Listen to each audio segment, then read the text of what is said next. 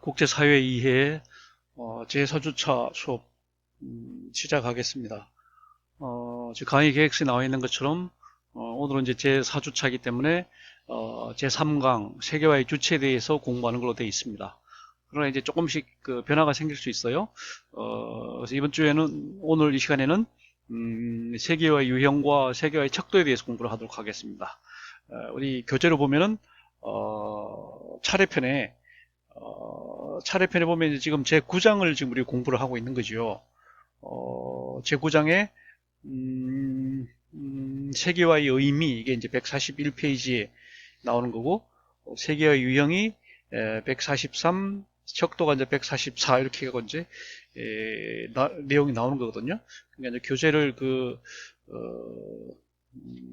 한국사회 외래인 배제 이 교재를 여러분들이 잘 봐야 됩니다. 지난주에 우리 공부한 것은 국제사회에 대한 접근 방법 네 가지를 공부를 했잖아요. 그거는 이제 우리 책으로 보면은 제3부의 제5장입니다. 제5장의 그 맨 먼저 부분이 세계화의 개념을 우리가 했고, 그 다음에 이제 1, 2, 3, 4로 나누어서 네 가지 접근 방법을 소개를 하고 있거든요. 그러니까 경제 중심적 이해는 78페이지부터 나오는 거고, 정치 중심적인 80페이지, 문화는 81, 그 다음에 커뮤니케이션은 83페이지.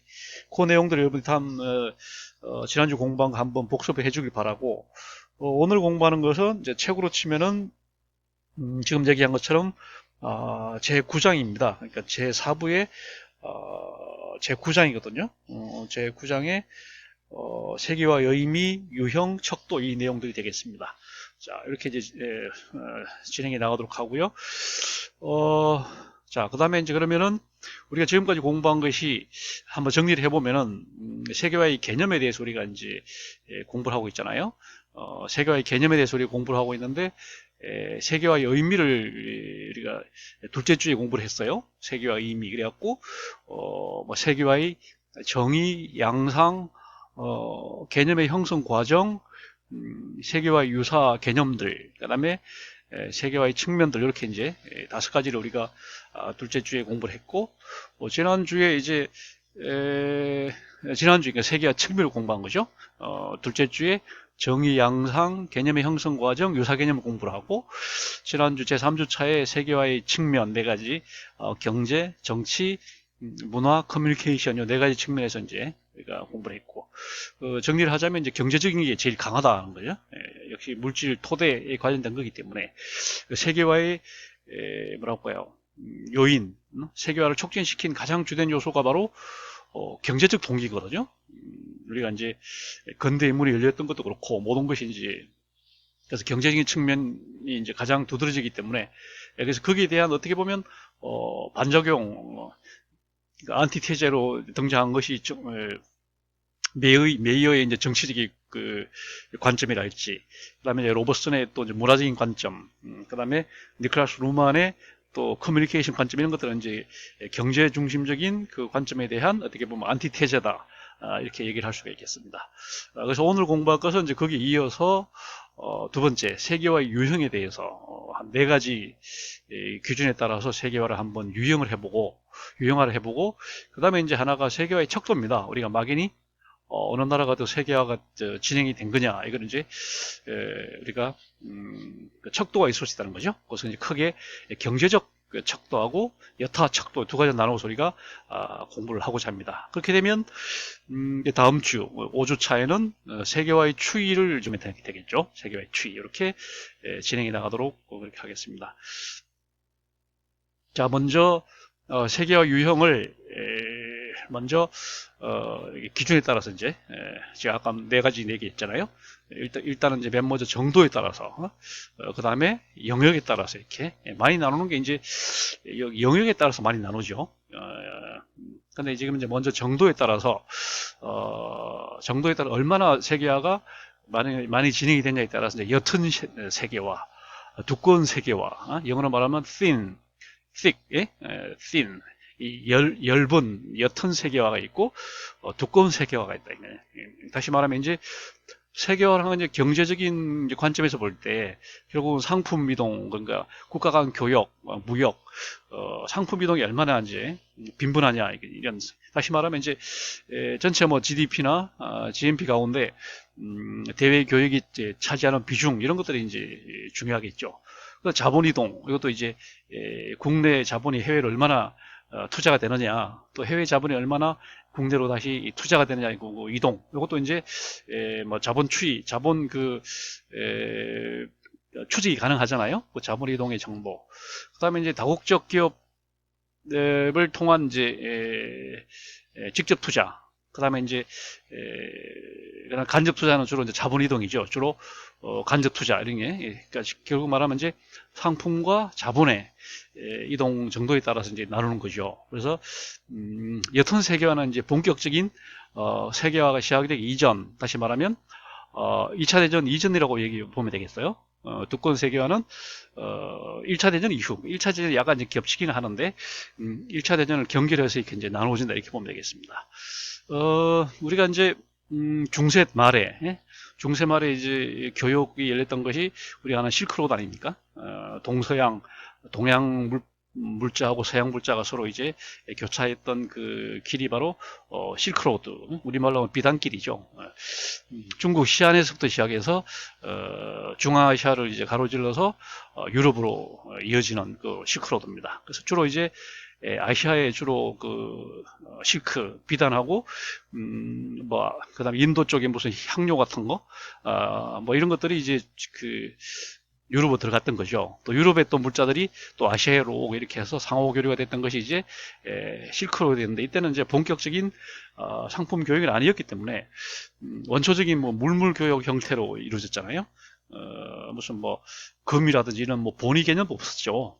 금본위, 은본위, 오늘같이 뭐 미국 달러라든지 이런 뭐 표준화된 그런 그 뭐랄까요, 화폐 이런 그 가치 이런 게 없었기 때문에 그 실크로드가 이제 아주 원초적인 형태의 세계화가 아니냐, 이렇게 이제 보는 거고, 그러다가 이제 이거는 말 그대로 육상 그 이동을 이제 했잖아요. 그러니까 편리하긴 하지만 시간이 너무 많이 걸리고, 그다음 위험하기도 하고, 그다음에 이동할 수 있는 그 물량도 제한이 있고, 이렇게 해서 상당히 이제 비효율적인 그런, 그죠, 문화적인 교류에는 굉장히 그 도움이 됐긴 했지만, 그래서 이제 나온 것이 신대륙 발견, 그래서 이제 나온 것이 바로 지동설과 이제 그다음에 중력의 법칙에 기초해서 나온 것이 그 항해 아니었습니까? 대항해가 이제 이루어지면서 이제 신대륙이 발견되고 인도 항로가 발견되고, 그다음 뭐 세계 일주에 나서게 되고, 이러다 보니까 이제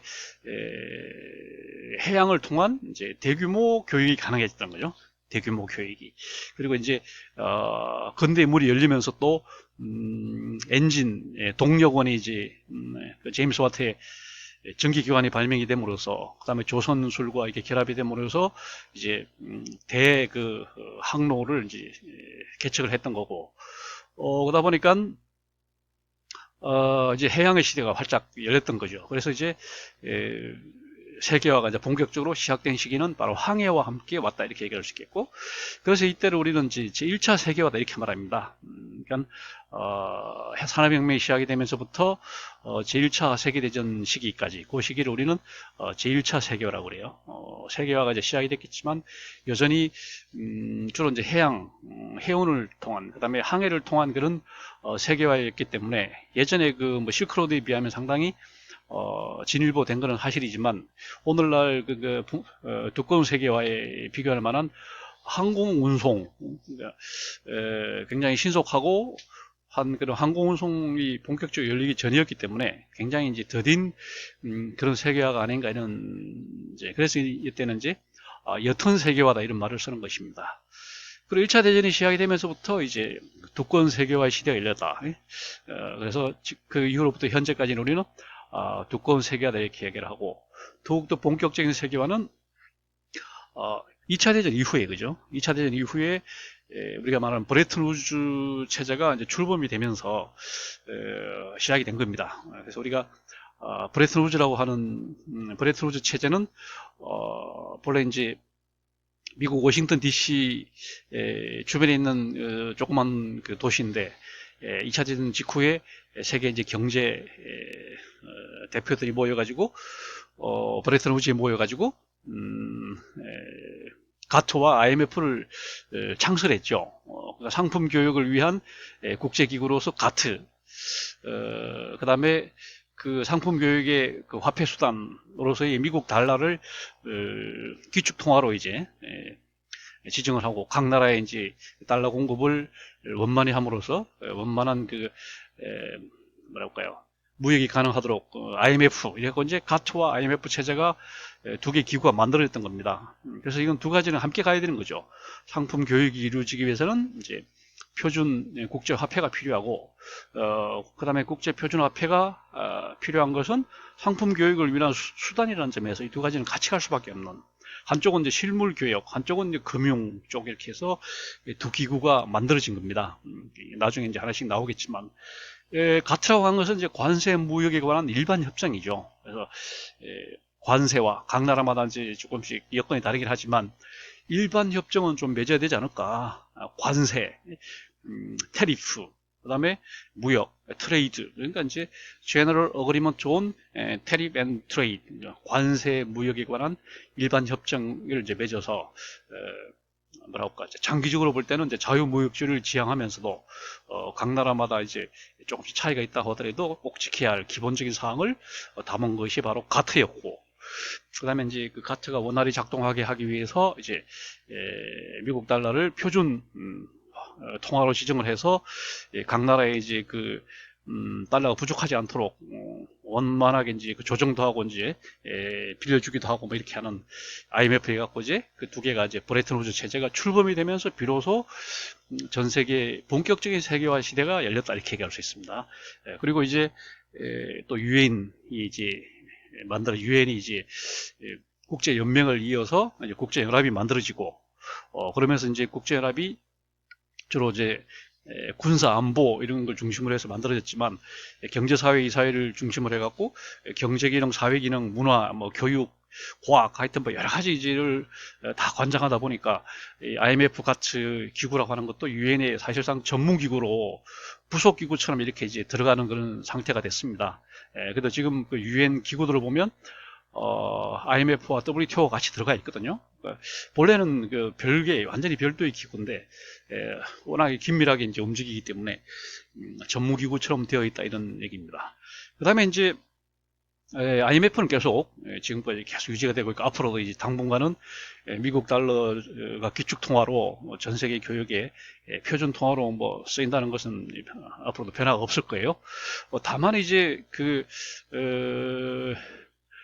본격적인 세계화가 되면서 이제 예전에 그런 보호무역주의를 벗어나서 자유무역주의로 가야 되지 않냐, 보다 이제 차별이 철폐되는 그런 보호무역주의로 가야 되지 않냐 해서 나온 것이 우루과이 라운드였잖아요. 원탁회의. 라운드라고 한 게 이제 좀 둥그러운 원탁이잖아요.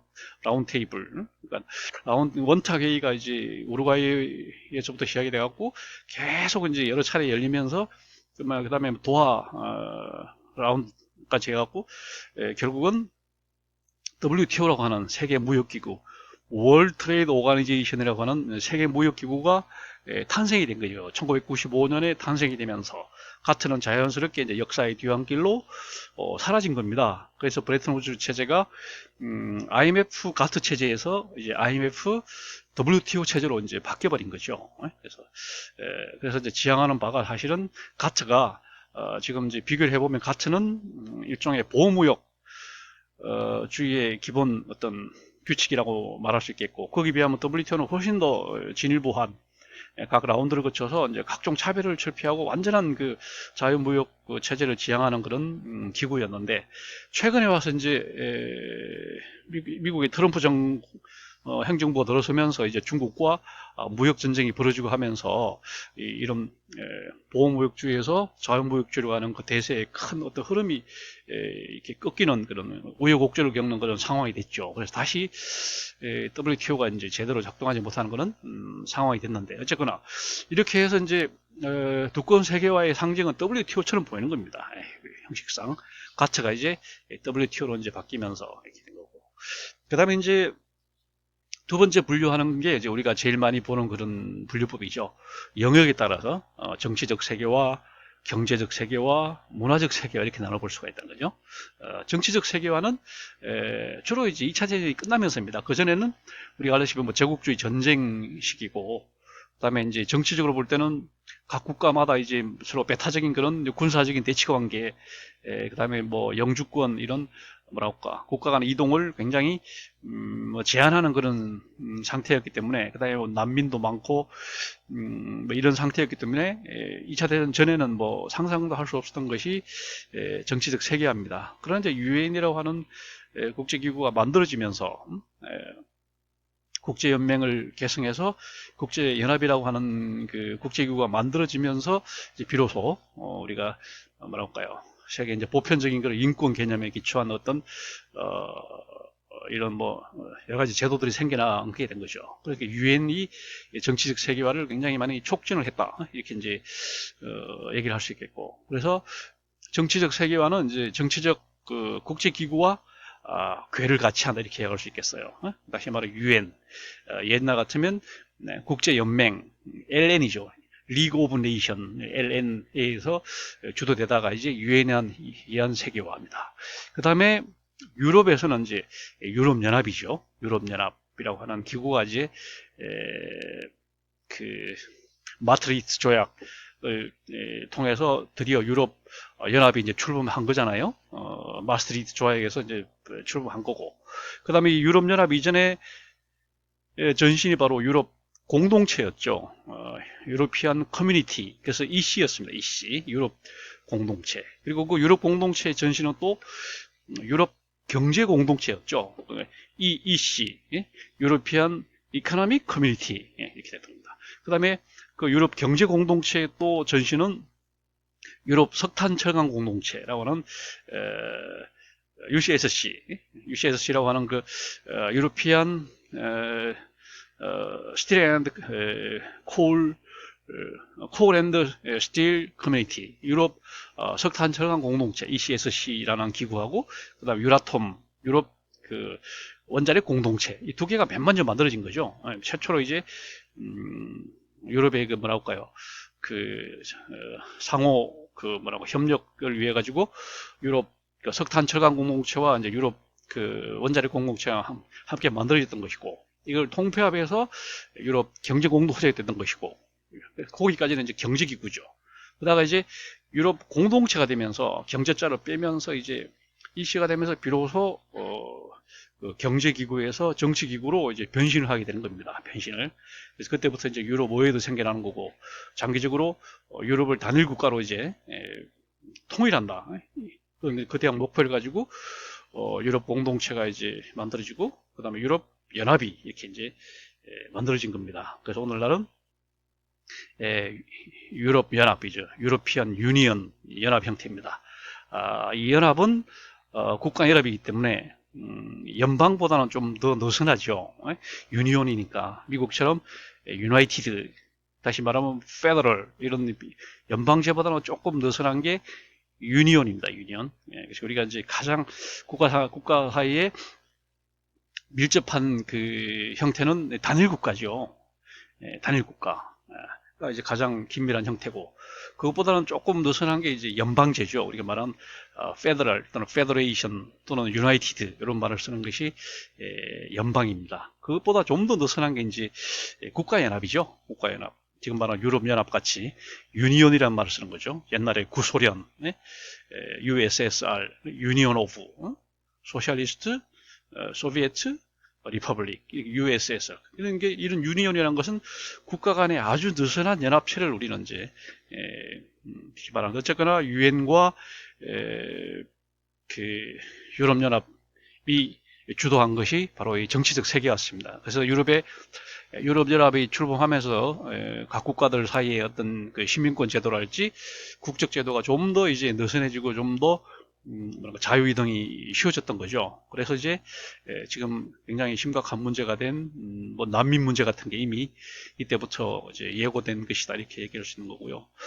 나토가 이제 나중에 다 나오겠지만, 나토라고 하는 북대서양 조약기구가 또 유럽에 있잖아요. 그래서 2차 대전 직후에 그 동유럽에서 이제 사회주의 국가들이 WTO라고 하는 이제 그 바르샤바 조약기구, 와르소 트레이티 오가니제이션 WTO라고 하는 바르샤바 조약기구를 만들었습니다. 이 바르샤바 조약기구도 이제 이 세계 무역기구처럼 약자로 쓰면 똑같죠. WTO. 그러나 이제 세계 무역기구는 월드 트레이드 오가니제이션 약자고, 이 바르샤바 조약기구는 와르소 트레이티 오가니제이션. 그러니까 바르샤바 조약기구가 이제 먼저 만들어졌던 거죠. 거기에 대응해서 이제 서유럽을 중심으로 해갖고 나토가 이제 결성이 된 겁니다. 말 그대로 북대서양 조약기구잖아요. North Atlantic Treaty Organization. 말 그대로 북대서양 조약을 수행하기 위한 기구다는 거죠. 그러니까 기구 자체가 북대서양 조약이 이제 핵심 컨셉이 되는 거죠. 그래서 북대서양 관련 국가들, 미국을 중심으로 해서 북대서양을 끼고 있는 나라들, 영국, 독일, 프랑스, 하여튼 그 당시 서독 이런 나라들 끼어가지고 나토로 하는 이제 그 군사기구가 만들어진 거죠. 그 당시 이제 바르샤바 조약기구도 군사기구였기 때문에 이 나토도 처음에는 군사기구로 만들어진 겁니다. 이렇게 이제 서로 경쟁을 하다가 이제 동유럽이 해체가 되면서 나토도 사실은 WTO가 이제 해체가 되면서 바르샤바 조약기구가 해체가 되면서 이제 나토도 이게 해체가 돼야 되는 거 아니냐 이런 얘기가 있었지만 지금까지 존속하면서 다만 군사 안보에만 집중하는 것이 아니라 정치적인 것까지 좀 더 나아가서는 경제적인 것까지 관장하면서 보다 이제 포괄적인 그런 기구로 변신하고 있는 겁니다. 그래서 정치적 세계화는 이런 두 가지 방향에서 진행이 되고 있다. 유엔을 통한 보편적인 세계화 방식이 있고요. 그 다음에 EU와 나토 같이 지역화를 경유한 세계화가 있습니다. 유엔은 바로 이제 세계화를 직행하는 거고, EU나 나토 같은 경우에는 각 국가들이 이제 지역화, 블록을 통한 리저널리제이션, 그 블록을 일단 통한 지역화를 경유해서 세계화로 가는 그런 형태이기 때문에 항상 그렇게 얘기합니다. 세계화는 항상 이 두 흐름이 있다. 예를 유엔으로 아까 말한 것처럼 IMF, WTO 그런 거는 또 세계화로 이제 직행하는 그런 루트가 되겠고, 반면에 이제 동남아시아 같은 경우 아세안이라는 기구를 경유해서, 유럽 같은 경우는 아까 말한 EU나 나토를 통한 이런 그런 것은 지역화를 경유한 또 세계화가 되는 거죠. 어쨌거나 이제 종착 지점은 세계화지만 가는 루트가 다를 수 있다. 이것이 이제 동시에 진행이 되고 있다는 겁니다. 그 다음에 정치적 세계화와 상당히 이제 밀접한 게 시민권 개념입니다. 우리가 이제 근대에 들어와서 이제 국가의 3대 요소 중에 하나가 영토와 국민과 주권이잖아요. 그래서 이제 특히 그 국민의 이제 조건을 정하는 게 이제 나라마다 조금씩 달라갖고, 우리나라 같은 경우 국적법이라고 하는 법에서 이제 국적을 갖고 이제 정의를 하지만, 주로 이제 영미권들은 시민권, 영주권 이런 걸 갖고 얘기를 합니다. 그래서 이제 영주권, 시민권, 이게 이제 유럽도 마찬가지인데, 대체로 영미권은 미국을 위시해서 캐나다나 호주나 뉴질랜드나 이런 그 영연방에 속한 나라들은 다 공통적으로 이제 이민국가니까 각 나라에서 오는 사람 국민들을 받으려다 보니까 아무래도 시민권 개념이 굉장히 느슨하고 굉장히 뭐랄까요, 포용적이죠. 받아들이려고 하는 그런 자세가 되어 있습니다. 그래서 일단은 이제 이주민이 오면 일단은 그들에게 일정한 조건을 갖추게 되면 영주권을 주는 거고, 그러니까 퍼머넌트 레지던스라고 하죠. PR 여권, PR을 영주권을 주는 거고, 그 다음에 또 영주권자 중에 좀 더 세금을 많이 내고 또 하여튼 뭐 이런 의무를 잘 이행을 하면 또 시민권에 시티즌십이라고 하는 시민권을 이제 발급해 주는 이런 식이 되는데, 이런 것들이 이제 굉장히 많이 변모가 되는 겁니다.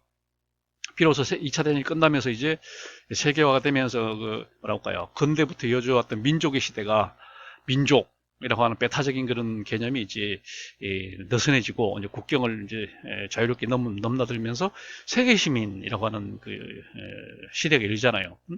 코스모폴리탄, 코스모, 우주가 폴리스, 하나의 도시다.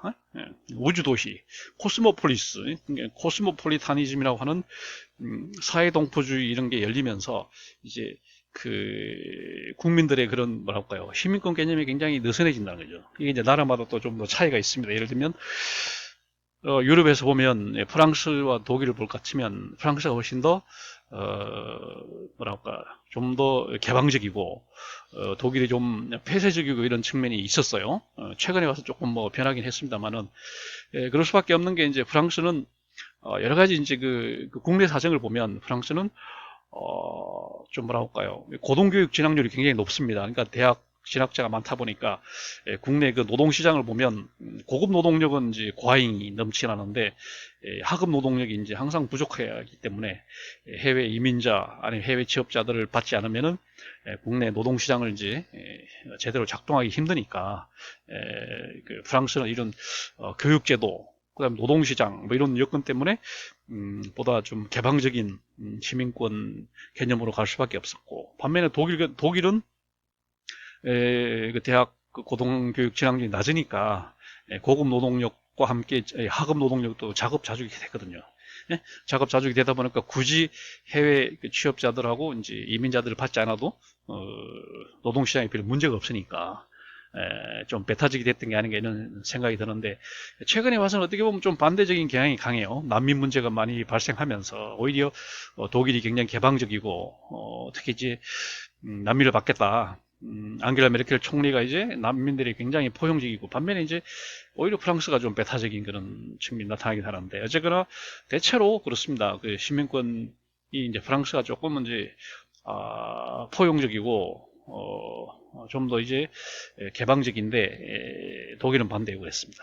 그 다음에 하나 이제 거버넌스라고 한 거죠. 거버넌스라고 한 것도 이제 국민과 그 국가와의 관계에 있어서 예전에는 국가가 이제 국민을 통치하는 그런 아래로의 지배 이런 형태였는데, 그런 게 아니라 이제는 민관 협력, 민관 협력이라고 협치, 협치라고 하는 옛날처럼 통치가 아니고 일방적인 거버먼트 통치가 아니라 이제는 거버넌스, 협치, 민관 합동, 그래서 이제 국민과 나라가 함께하는 그런 개념이 변모가 오다 보니까 정치적 세계하고 훨씬 더 용이해졌던 거죠. 그만큼 인권이랄지 이런 민주적인 그런 의식이 이제 발전했던 거죠. 그게 정치적 세계화입니다.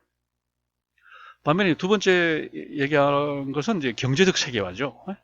경제적 세계화.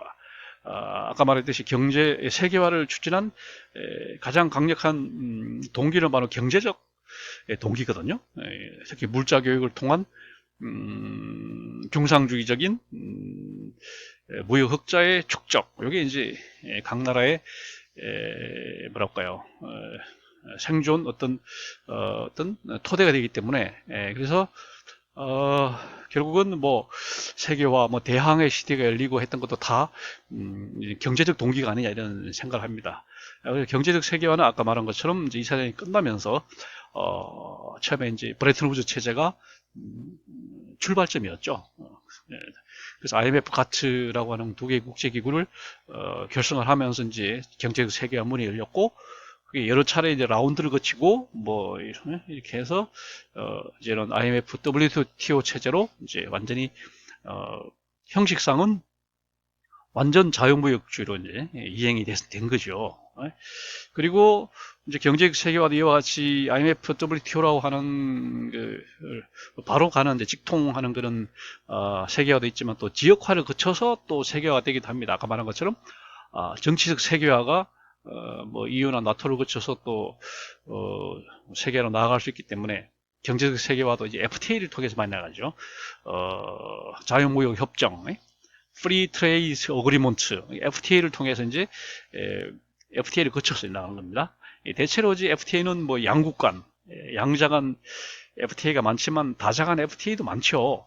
한국과 뭐 예를 들면 유럽연합 FTA 그러면 한국과 유럽연합 모든 국가와의 동시적인 FTA였던 거고, 그 대신 한미, 뭐 한중 이렇게 할 때는 양자, 그런 양자 관계의 FTA였지만 하여튼 우리나라는 이제 FTA 굉장히 이제 적극적으로 이렇게 나가는 편이죠. 적극적으로. 비교 우위의 이제 개념에 바탕을 해서, 하여튼, 무역 중심으로 갈 수밖에 없고 하다 보니까, FTA 이제 적극적이 한 거죠. 그 다음에 또 하나가 이제 FTA가 지난번에도 얘기했듯이, 프리 트레이드 어그리먼트라고 하는 자유무역 협정이라는 뜻도 있지만 자유무역 지대가 되기도 한다 이런 얘기 했습니다. 프리 트레이드 에리어 지역 자유무역 지대라는 뜻도 되거든요. 이게 이제 첫 출발이 사실은 나프타죠. 나프타 북미 자유무역 협정 이게 이제 체결됐잖아요. 미국을 중심으로 해서 캐나다와 멕시코가 이제 세 나라가 가입을 해서 북미 자유무역 협정을 이제 노스 아메리칸 프리 트레이드 어그리먼트 이렇게 북미 자유무역 협정을 했는데 그게 이제 나중에 장기적으로는 북미 자유무역 지대로 노스 아메리칸 프리 트레이드 에리어 이런 식으로 이제 나프타로 이제 지향을 하기 때문에 이런 것들은 이제 지역화를 거쳐서 또 이제 세계화로 나간다 이거죠. 경제적 세계화는 역시 물자 이동이 가장 이제 큰 거죠. 아까 말한 대항해 시대가 열리면서 이제 수출, 수입 이렇게 되면서 이제 수출은 장려를 하고 수입을 억제를 하고 이렇게 해서 무역 흑자를 이제 금의 형태로서 축적하는 그런 아주 단순한 그런 식으로 진행이 됐던 것이 중상주의였잖아요. 중상주의. 그래서 역시 기본이 되는 것은 물자 이동이 중심이 됐지만 이제는 이제 세계화가 진행이 될수록 물자를 이동하지 않고 이제 뭐 투자 형태로 그냥 투자 형태로 그래서 이게 이제 우리는 자본 이동이죠. 자본 직접 투자와 간접 투자로 직접 투자는 이제 현지에다가 이제 전액 투자해서 현지 법인을 이제 설립하는 이런 것들은 이제 직접 투자라고 봅니다. 우리 현대자동차가 미국 엘라베마에다가 직접 현대자동차를 공장을 세우는 것처럼 이런 건 이제 직접 투자거든요. 그 다음에 미국의 GM 자동차가 우리나라 옛날 대우 자동차를 인수한 거, 프랑스의 르노 자동차가 또 우리 옛날 삼성차를 인수한 거 이런 것들은 다 대표적인 직접 투자 형태입니다.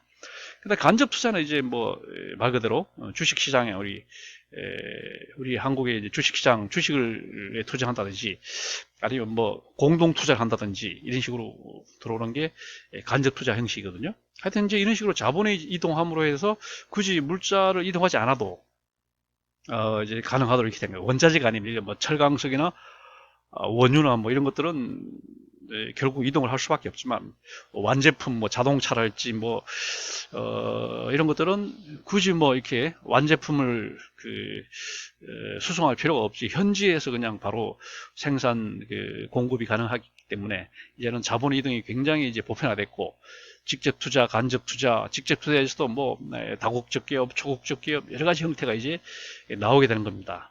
그 다음에 이제 자본만 이동하는 것이 아니라 노동력도 이동을 하게 되는 거죠. 이걸 우리가 노동의 이동이다 이렇게 말합니다. 자본의 이동은 이제 우리가 실시간으로 또 가능한 거죠.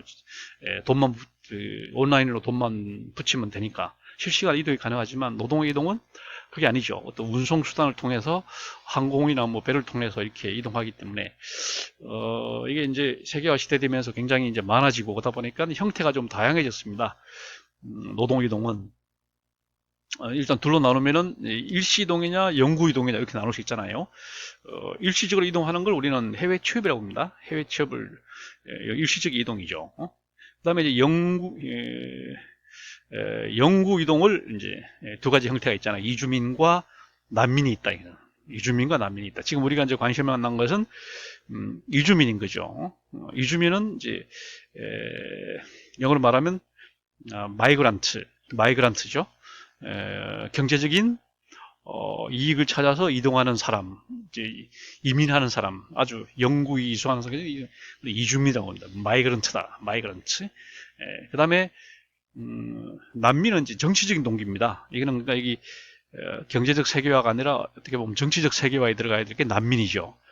레퓨지라는 것은 이제 정치적인 동기, 그 다음에 종교적인 어떤 탄압을 피해서 이동하는 거 이런 거를 우리 사람들은 난민이라고 하고 경제적으로 보다 좋은 조건을 찾아서 이동하는 그런 사람들을 이주민이라, 마이그란트다 이렇게 말하고, 정치적인 동기를 가지고 이동하는 사람을 레퓨지다 이렇게 난민이라고 이렇게 한 거죠.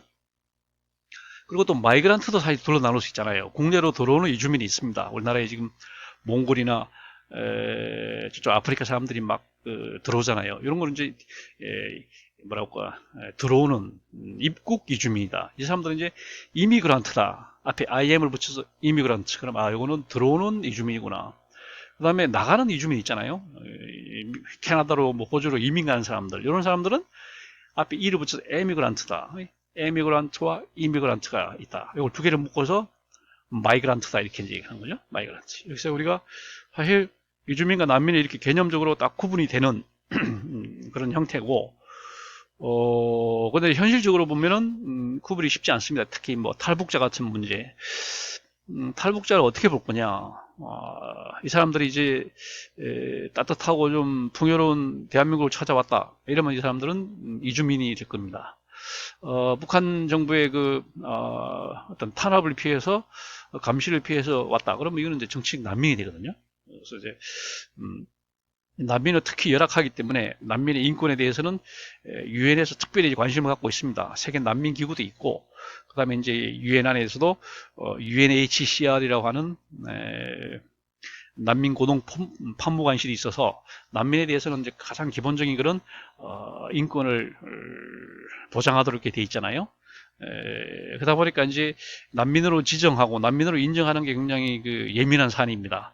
예를 들면 탈북자들을 전부 난민으로 인정을 해주면 북한에서 탈북자가 더 많이 발생할 것이고, 그래서 북한 체제가 위험해질 수 있기 때문에, 그래서 세계 지금 난민기구의 입장은 탈북자들을 이제 100% 난민으로 인정할 수는 없다. 지금 이런 식으로 보고 있는 거죠. 그래서 하여튼 그런 사안들이 있고요. 그 다음에 또 해외 취업과 영주 이주 사이에도 또 좀 구분하기 힘들어요. 대체로 일단은 해외 취업을 했다가 나중에 이제 비자를 좀 변경시켜서 이주민이 되는 경우가 많잖아요. 그래서 사실 이게 개념적으로 이렇게 구분이 되지만 현실적으로 쉽지 않다 이런 얘기입니다. 그 다음에 하나가 이제 문화적 세계화죠. 문화적 세계화는 우리가 흔히 말하는 이제 인터넷을 통해서 오늘날 SNS죠. 사회 관계망, 소셜 네트워크 시스템, 사회관계망을 통해서 이제 문화적으로 굉장히 이제 하나가 되잖아요. 그러니까 이제 굳이 뭐 이동을 하지 않더라도 인터넷망을 통해서 각종 사회 연결망을 통해서 이제 문화적으로 하나가 되는 이런 형태인데, 이거는 이제 미국의 영향이 강하죠. 그래서 우리 흔히 말하는 아메리카니제이션이다, 미국화다 이런 말을, 미국화 이런 말. 지금 와서는 좀 더 다양화돼 갖고 헐리우드의 이런 뭐 미국 문화가 이제 세계에 대한 패권이 많이 약해졌죠. 특히 이제 트럼프 행정부 들어서면서 오히려 한국의 K-팝이랄지 한국 영화 뭐 기생충이랄지 뭐 이런 건 한국의 문화적인 이런 또 두드러진 게 있고, 어쨌거나 이제 이게 인터넷을 통해서 세계가 굉장히 긴밀하다 보니까 세계 문화적인 그런 수준이나 이런 것들이 보편화되고 문화적인 소비 행태가 좀 유사해지는 그런 형태가 있잖아요. 그래서 이걸 우리는 문화적 세계화라고 말할 수 있습니다. 그 다음에 이제 관점에 따라서 이제 지향에 따라서 이렇게 넷으로 나눠볼 수가 있는데, 관점에 따라서 이제 세계화를 보면은 긍정적 세계화와 부정적 세계화가 있습니다. 이건 우리가 이미 지난번에 세계화의 관련 개념 가운데 세계화와 세계주의를 공부를 했잖아요. 우리가 두 번째 주에 세계화와 세계주의 공부를 했습니다.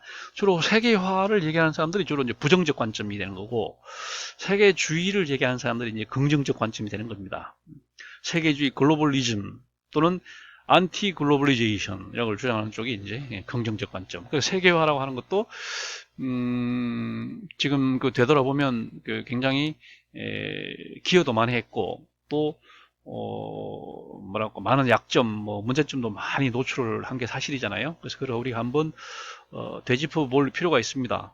그래서 세계화의 긍정적 관점, 다시 말하면 긍정적 세계화라고 그러면 이거는 이제 이동을 자율화하니까, 예를 들면 뭐 물자 이동, 적재적소에 물자가 이제 이동을 하고, 그다음 물자가 이동하기 힘들면 또 자본이 또 이동을 해서 직접 투자, 간접 투자를 하고, 그 다음에 또 그게 또 여의치 않으면 또 노동 이동함으로 갖고 여러 가지 이제 이런 이동들을 통해서 효율이 극대화됩니다. 자유로운 이동을 통해서 효율성이 극대화되기 때문에, 그 다음에 자원 배분이 합리적으로 이루어지고, 예? 어떤 이윤의 논리에 따라서 수요 공급의 법칙에 따라서 자원 배분이 합리적으로 이루어지는 겁니다. 그 다음에 규모의 경제를 추구할 수 있게 되는 겁니다. 특히 이제 내수 시장이 좁은 나라, 우리나라처럼 인구가 5천만 밖에 안 되는 경우는, 예를 들면 뭐, 그, 월드 기업들이, 예를 들면 우리 현대자동차가, 신제품 하나 만들어서, 이게, 판매를 하려고 이제 보면은 최소 뭐 얼마 이상, 몇만 대 이상 팔려야 되는데, 국내 5천만 시장 갖고는 도무지 안 되는 거죠. 그러면 이제 해외로 진출할 수밖에 없고, 일본만 해도 괜찮습니다. 미국만 해도 뭐 인구가 3억이 되니까, 미국의 뭐 GM이라는 자동차는 거기서 자기들 내수 시장만 사실 해도 판매만 해도 충분히 살아갈 수가 있는데, 대한민국은 반드시 수출을 하지 않으면 뭐 살아남을 수가 없잖아요. 그러다 보니까 이제 이런 세계화를 통해서 규모의 경제를 추구할 수가 있게 되는 겁니다. 현대자동차가 이제 대한민국 안에서만 있어 갖고는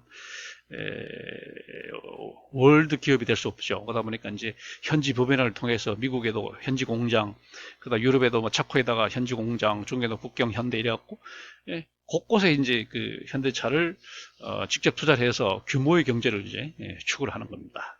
이런 게 이제 세계화가 때문에 가능한 거죠. 세계화가 안 되면 이게 기껏해야 이제 물자 완제품 수출 배에다 싣고 이제 수출하는 그런 거기 때문에, 그렇게 해서는 규모의 경제를 추구하기가 어려운 거죠. 그래서 우리가 지금 세계적인 대국들 있잖아요. 뭐 중국은 물론이고, 미국, 그다음에 인도네시아, 그러니까 인도네시아 이런 나라들 하여튼 인구가 일단은 뭐 일본만 해도요 1억이 훨씬 넘기 때문에, 이런 경우는 내수에 상당히 도움을 받아서 규모의 경제를 추구할 수가 있는데, 우리처럼 이렇게 내수 시장이 좁은 경우는 이런 세계화가 없이는 절대로 규모의 경제를 추구할 수가 없는 그런 상황입니다.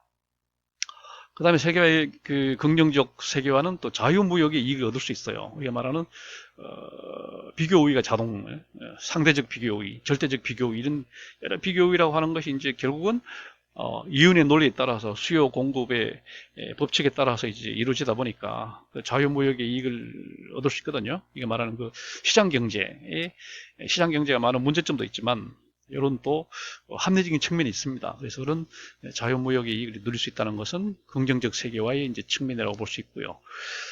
그 다음에 이제 부정적 관점도 이제 있을 수 있는, 다시 말하면 부정적 세계화는 뭐니 뭐니 해도 역시 뭐 세계적인 불평등이랄지, 후진국에 대한 선진국의 패권적인 지배랄지, 말 그대로 규모의 경제, 덩치 큰 미국이나 중국이나, 그 다음에 유럽연합, 이렇게 벌써 덩치 큰, 그 다음 일본, 이렇게 세계 4대 경제 주체들, 이제 작은 약소국에 대한 이제 이런 패권적 지배가 가능하다는 거, 이런 게 부정적 세계화의 측면이라고 볼 수 있는데, 후진국에 대한 선진국의 패권적 지배가 가능하다.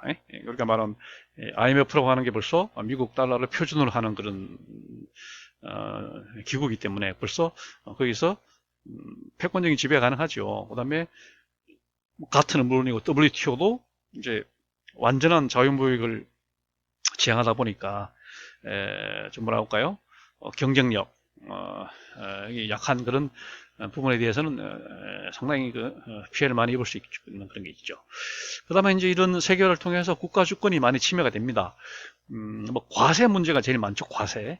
그 다음에 그 재판 같은 거, 우리나라에 들어와서 뭐 예전에 무슨 론스타랄지 뭐 이런, 그 다음에 뭐 이런 것들이 계속 이제 발생하면 한 국가와 이제 다국적 기업, 초국적 기업 사이의 소송, 이게 이제 소송, 그다음에 이제 이런 걸 해서 국가의 그 고유한 한 나라가 행사할 수 있는 뭐랄까요, 대외적 주권이죠. 그러니까 주로 이제 외교나 대외 경제권 이런 것들이 굉장히 침해가 되는 겁니다. 이것도 이제 강대국은 별 영향이 없는데, 약소국은 사실 초국적 기업보다 1년 예산도 적은 그런 또 약소국들 있잖아요. 이런 나라들은 굉장히 이제 주권이 침해가 되는 거고, 그 다음에 자주적인 국가 정책도 이제 제약이 된다. 표준화되다 보니까 한 나라만 이제 우리는 이렇게 하겠다 이렇게 하기가 굉장히 힘들어요. 북한처럼 저렇게 저런 식으로 이제 약간 고립되는 그런 상황이 되는 거죠. 유럽연합에 속해 있으면 한 나라가 예를 들면 뭐 구글이나 마이크로소프트한테 취하는 그런 그 자세를 다른 국가들도 싫으나 좋으나 따라갈 수밖에 없는 이런 거죠. 예를 들면 이제 마이크로소프트의 그 워드 프로세스, 예를 들면 뭐 엑셀이나 워드 같은 이런 것들이 우리 대한민국의 아래 한글을 빼고는 뭐 전 세계 하나로 지금 통일이 돼 있잖아요. 이런 경우에는 그 대한민국만 그 예외적인 정책을 구사하게 되기 힘들다는 얘기입니다. 그래서 그다음에 경제 주체의 대외 의존도가 심화된다. 이거는 뭐 당연한 거죠. 세계 시장을 개장하다 보니까 대외 의존도가 이제 굉장히 높아지고 굉장히 취약해지죠. 그다음에 비교 우위 산업은 이제 살아남지만 비교 열의 산업, 우리나라 같은 뭐 농업이랄지 이런 건 가차없이 퇴출되는 그런 형태가 됩니다. 우리나라의 전자나 자동차는 뭐 계속 잘 되지만 농업이나 이쪽은 뭐 가차없이 퇴출되고 뭐 나라마다 이런 명암이 이제 갈라지는 그런 거죠. 그러다 보니까 이제 뭐 한 나라의 어떤 산업의 어떤 뭐 다양성 이런 것들이 없어지고 뭐 그냥 획일화되는 이런 형태가 되기 때문에 문제가 되는 거고, 그 다음에 뭐 하나가 양극화죠. 양극화. 국가 사이에 뭐 선진국 그룹과 후진국 그룹 사이에, 그 다음에 계층 사이에 양극화가 심화돼 갖고 뭐 경제적인 뭐 그다음에 정치적인 이런 여러 면에서 뭐 양극화가 심화된다라고 하는 것은 문제점이 있습니다. 그 다음에 지향점에 따라서 이제 세계화는 해외 진출로서의 세계화와 국내 개방으로서의 세계화가 있습니다. 해외로 나가는 세계화가 있고 해외에서 들어오는 세계화가 있다는 얘기죠. 이것도 이제 방향에 따라서 이렇게 나눌 수가 있는데, 그 내용들은 이제 우리 책에서도 보고 있습니다. 예를 들면 뭐 제 9장에 보면 제 9장에 보면 제 2절이 바로 해외 진출 세계화, 제 3절이 국내 개방 세계화 이렇게 되어 있습니다. 그러니까 해외 진출도 기업이 해외 진출할 수도 있고, 그다음 인력이 그러니까 해외 진출할 수 있습니다.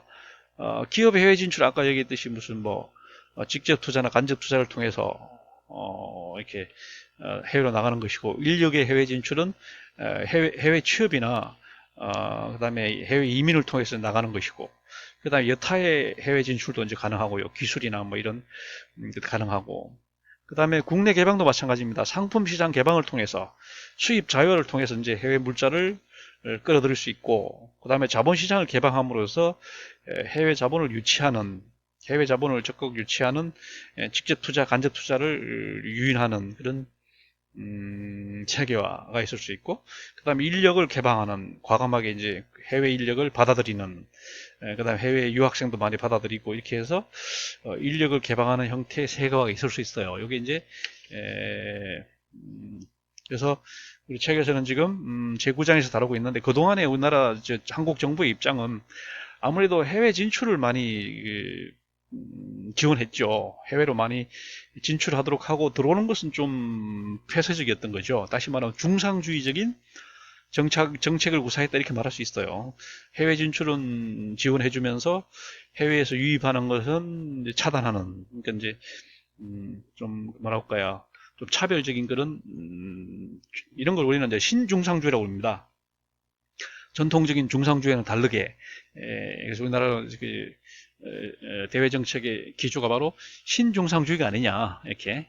많이 이제 국내도 많이 개방이 될 수밖에 없고 그렇긴 하지만, 여전히 정부의 그 입장은 신중상주의적 시각을 가지고 있다 이렇게 볼 수 있겠습니다. 자, 그 다음에 여기가 이제 세계화의 척도입니다. 막연히 우리가 세계화다 이렇게 말할 게 아니고, 우리 지금 책에서 보면 이제 144페이지부터 나오는 얘기인데, 우리가 이걸 좀 정량화해서, 계량화해서, 수치화해서 이렇게 얘기하는 게 좋지 않을까 해서 이제 나누는 게 경제적 세계화와 이제 여타 세계화를 나눠볼 수 있어요. 경제학이라고 하는 학문이 이제 그 어떤 현상이 갖는 그 가치 측면, 특히 화폐 가치 측면을 이제 수량화하다 보니까 사회과학 중에 이제 경제학이 제일 그 계량화에 앞서 있잖아요. 그래서 역시 경제적 세계화의 척도도 이제 세계화의 척도에 제일 앞서 있는 게 경제 부분이다 이렇게 말할 수 있어요. 얼마만큼 상품이 자유롭게 이동하냐, 수출과 수입이 얼마만큼 자유로우냐, 완전 자유무역주의냐, 아니면 보호무역주의냐 이런 거. 그다음 자본이동도 직접 투자, 간접 투자, 그러니까 해외 투자, 해외 자본 유치 이런 것들이 얼마나 비중이 얼마나 높으냐 이런 것들. 그다음 여타 다른 이동에서 척도입니다. 이걸 이제 경제적 척도라고 말할 수 있는데, 경제적 척도도 지금 이제 상품 이동에서 경제 척도하고 자본 이동으로 이렇게 나눠볼 수 있겠어요. 경제와 지금 나왔던 자본 이동 이렇게 이제 나눠볼 수가 있습니다. 그래서 자 먼저 상품 이동에서 세계가 척도입니다. 얼마만큼 이제 무역이 많았냐, 이거는 역시 가장 전통적인 지표입니다. 다시 말하면 이제 GDP나 GNP 가운데 무역액이 차지하는 비중, 이렇게 하면 간단하게 산출이 되는 거죠. 간단히 이제 그 수치를 이제 산출해낼 수 있는 겁니다. 이것도 이제 두 가지 관점인데, 물량 척도, 가격 척도입니다. 물량 척도는 말 그대로 이제 교역도, 얼마나 교육이 활발하냐, 디그리 오브 트레이드, 이렇게 다시 말하면 수출입을 합해서 수출액, 수입액을 합쳐서 GDP로 나눈 수치다. 이게 이제 간단히 산출할 수 있습니다. 우리가 2019년도 GDP가 얼마고 그 중에 대외 무역액이 얼마냐, 그럼 나눠버리면 딱 나오잖아요. 요 수치로 보면 나오는 겁니다. 99년 기준으로 볼 때 우리나라 교육도는 약 0.77, 상당히 높죠.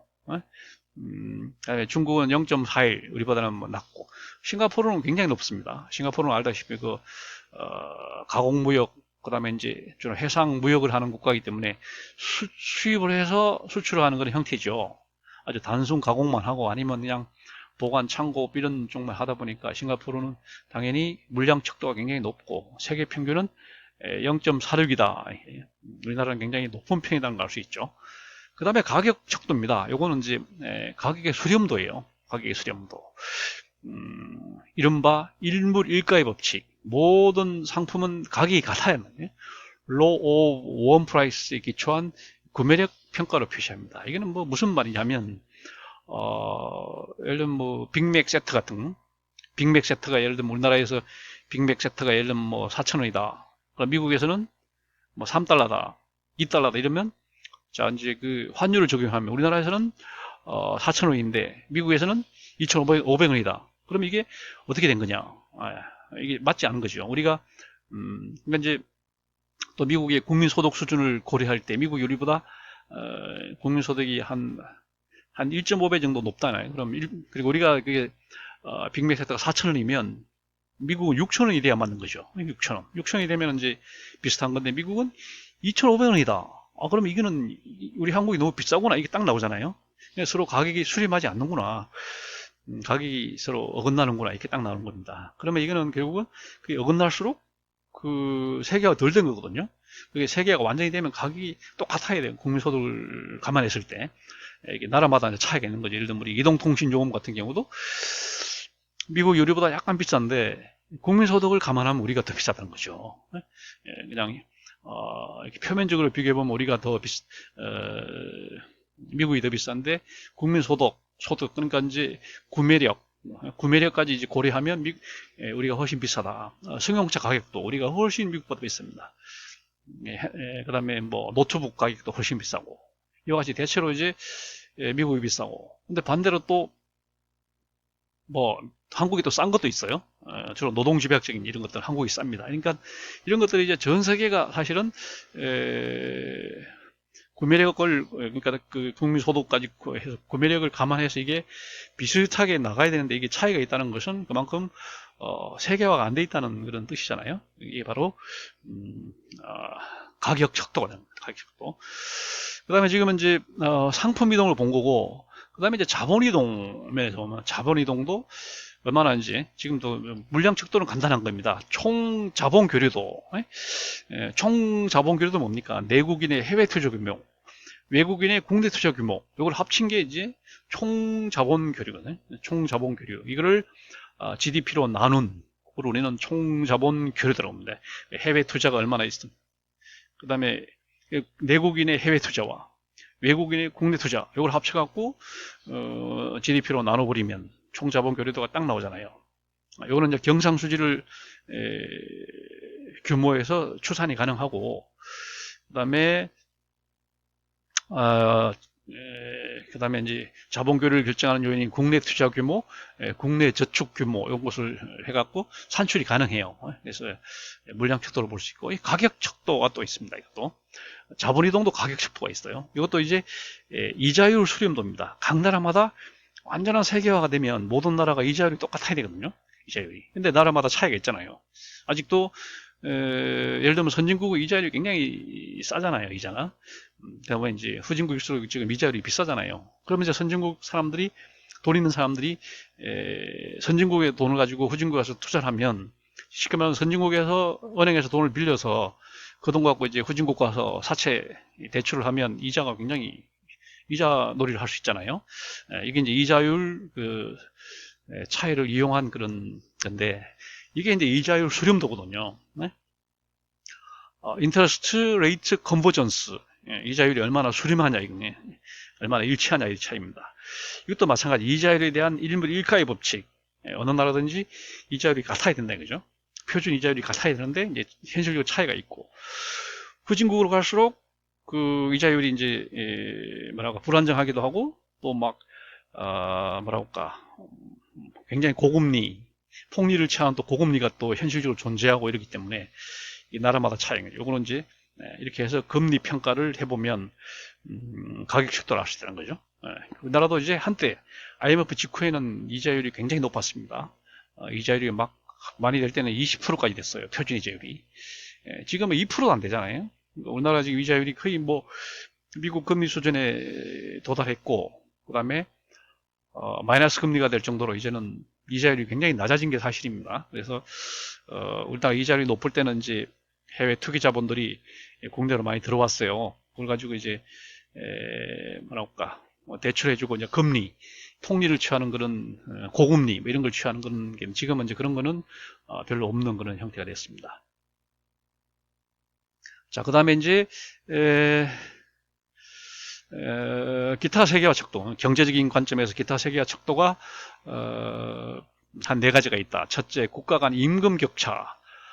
국가 간 임금 격차가 얼마나 크냐, 노동이동이 얼마나 많은 얘기는 보면, 이민자 수가 얼마나 되냐, 해외로 나가는 이민자, 해외에서 들어오는 이민자, 해외 취업 인력 규모, 그 다음에 해외에서 우리 한국인 근로자가 돈 벌어서 국내를 얼마나 보수냐, 송금액, 요거를 산출해 보면 알 수 있습니다.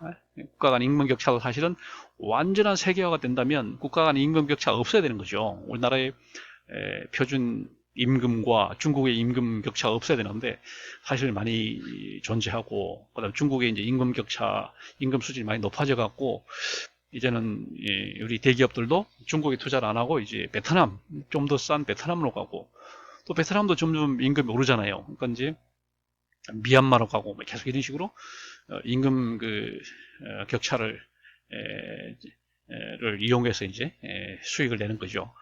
그러니까 이게 이제 나중에 나오지만 세계화의 그 요인 중에 하나가 이제 압출 요인과 뭐랄까 흡인 요인이 있거든요. 그러니까 이제 근로자들 밖으로 나갈 수밖에 없는 압출 요인 중에 하나가 이제 임금 격차죠. 물론 이제 들어오게 하는 것도 우리 한국의 임금이 후진국보다 높기 때문에 이제 그때는 또 흡인 요인이 되는 거고, 그러니까 임금 격차를 보면 안다.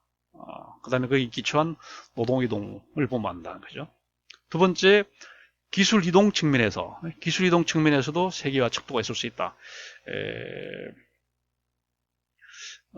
이거는 이제 외국인들이 우리 국내에다가 특허 등록 얼마나 하는지, 이렇게 이제 보면은, 기술 이동을 볼 수 있는 거고, 그 다음에 정보 이동 정도도 볼 수 있어요. 정보 이동 정도도, 정보통신 발전 정도, 그 다음에 인터넷 사용자 수, 인터넷 호스트 수, 이런 걸로, 기술 이동 측면에서 세계화 척도를 알 수 있는 거죠. 이 우리나라는 뭐 상당히 뭐 높은 걸로 나오고 있죠. 그 다음에, 국가 간 교육 장벽이 얼마나 돼 있느냐. 이게 이제 이걸 보면 또 세계화 정도를 알 수 있다는 거죠. 관세 장벽, 관세 장벽을 설치하냐, 아니면 관세 장벽은 없느냐, 뭐 이런 거.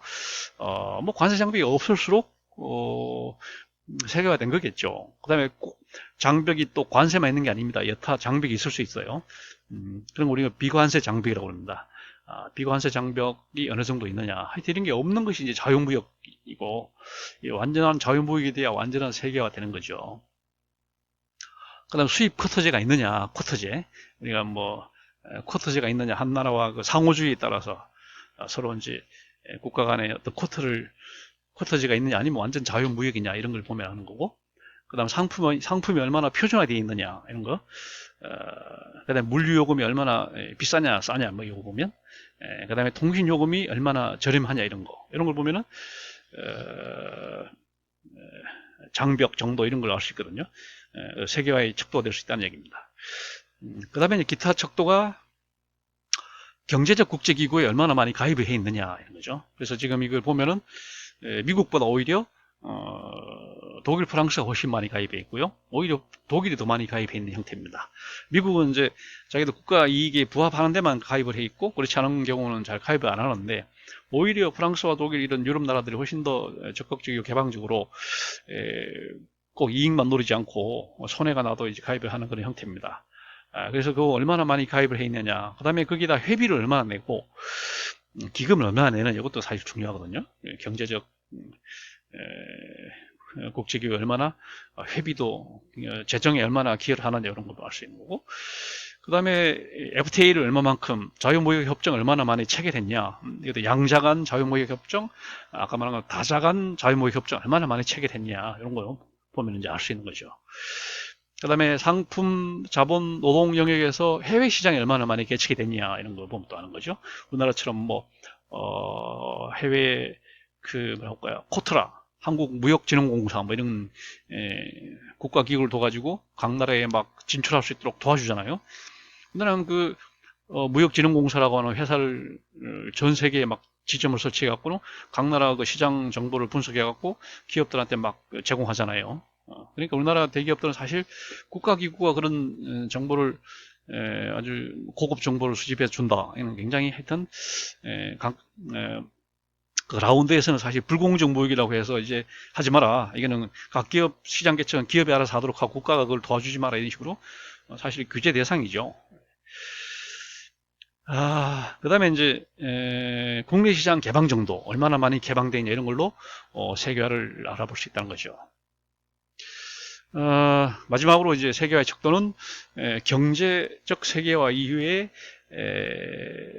두 가지, 정치적 세계화, 사회적 세계화를 얘기할 수 있는데, 정치적으로 얼마나 세계화됐냐, 이것도 이제 아까 경제와 마찬가지로 정치적 국제기구와 지역협력체 얼마나 가입이 돼 있느냐, UN 그다음에 뭐 인권기구 이런 데 얼마나 많이 이제 가입이 돼 있느냐, 그다음에 지역협력체도 얼마나 가입이 많이 돼 있느냐, 이런 그런 겁니다. 그 다음에는 그 유엔이나 이런 데 얼마나 재정적으로 기여를 하냐, 회비를 얼마나 내고 의무를 잘 이행하냐, 이것도 이제 중요한 거고, 그 다음에 조약, 국가 간 이제 조약에 얼마나 많이 가입을 했냐, 이것도 참 주로 특히 뭐 주로 인권, 뭐 노동 이런 데 관계된 게 많아요. 그래서 이제 인권에 관련된 것에 많이 가입할수록 그 나라는 이제 세계화되어 있다고 그러는데, 우리나라는 이게 좀 취약하죠.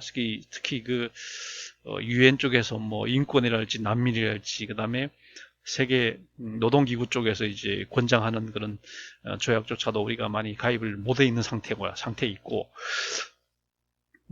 문재인 정부 들어서 좀 가입을 하려고 이렇게 뭐 전향적으로 뭐 이렇게 검토를 하는데 또 쉽지가 않습니다. 단기간 만에.